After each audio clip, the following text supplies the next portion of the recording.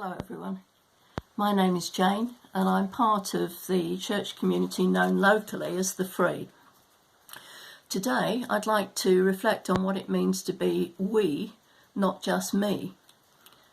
For us in the wealthy world, COVID-19 and lockdown has given many of us the chance not just to spend time with catching up on various jobs, doing more gardening, reading and spending lots of time online, but it has given us more space if we choose to be thoughtful, mindful, reflective and even contemplative.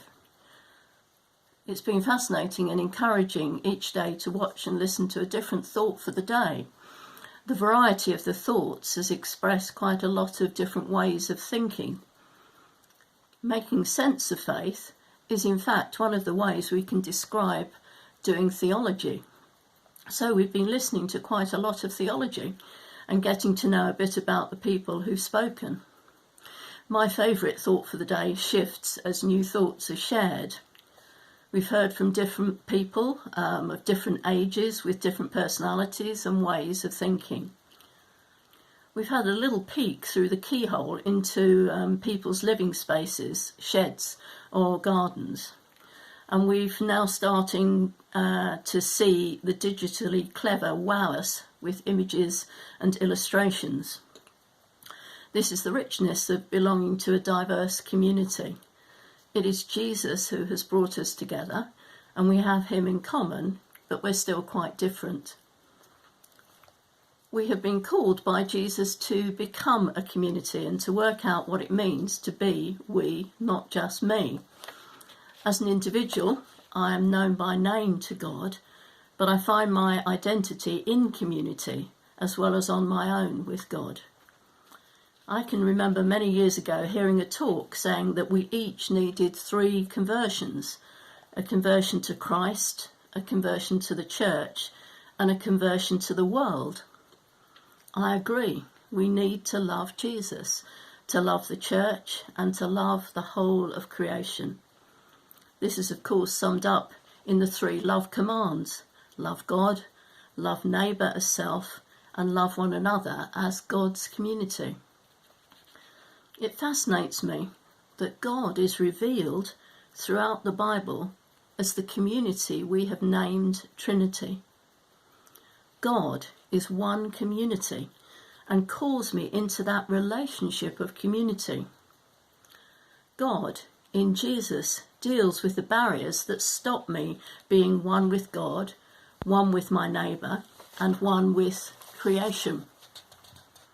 As we live with God's grace as true community, the world sees the hallmark that identifies us as disciples of Jesus. Jesus, in fact, prayed that all who believed in him would be one in the same way as the Trinity is one. May they be one, Father, just as you are in me and I am in you. May they also be in us, so that the world may believe that you have sent me. We belong to several different communities at the same time, and that can at times be helpful, and at times there can be tensions if there are clashes of values. But there are often shared values too. As members of Jesus' community, we may also belong to a community where we study or work, the community of a sports or a book club. We may belong to a volunteering community like Oasis or Food Bank, and most of us are part of friendship or family communities too. We need to be a part of and pray for the community where we live. Being we, not just me, is something that God values, and so we find an echo inside us too. Essentially, it's not good for people to be on their own too much. Jesus wept for love of the city of Jerusalem. God spoke through Jeremiah, telling God's community in exile to build houses and settle down and plant gardens, to establish families, to seek and pray for the peace and prosperity of the place where they found themselves. Why? Well, their own welfare and prosperity was tied into the place and people where they were.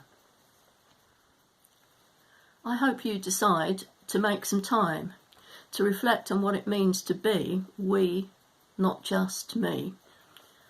I hope that we find time to contemplate the community of the Trinity and what being invited into that relationship means to us.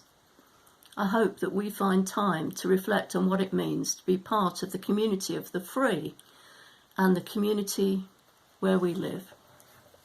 Have a good day.